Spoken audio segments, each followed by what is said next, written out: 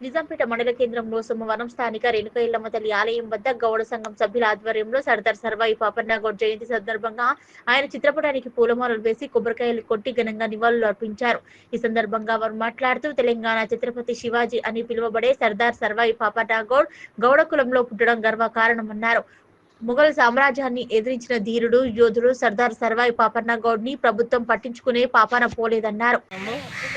గౌడ కులాసుల ఆధ్వర్యంలో సర్వాయి పాపన్నగౌడ జన్మదినాన్ని పురస్కరించుకొని మేమందరం అంటే గౌడ కులాసులందరం ఘనంగా నిర్వహించడం జరిగింది. ఈ కార్యక్రమంలో సర్వాయి సర్దార్ పాపన్న మా గౌడ కులంలో పుట్టినందుకు మేము ఎంతగా గర్వకారణంగా ఫీల్ అవుతున్నాం.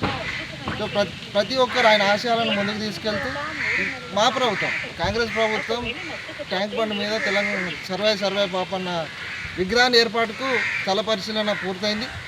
వచ్చే జన్మదినం వరకు సర్వాయి పాపన్న విగ్రహంతో జన్మదినం నిర్వహించుకుంటామని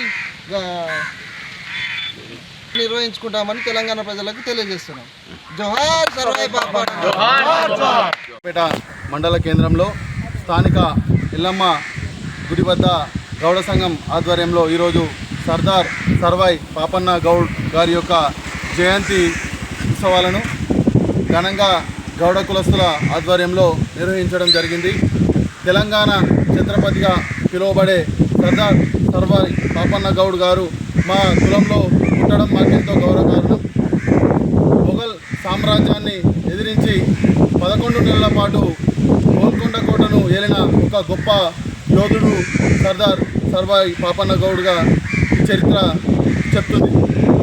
ఒక 20 పైగా ప్రాంతాలను గెరిల్లా సైన్యాన్ని తయారు చేసి 12 నుంచి 15,000 మంది సైన్యంతో అనేక ప్రాంతాలను ఆక్రమించి గోల్కొండ కోటను ఏలిన ఒక గొప్ప యోధుడు. అదేవిధంగా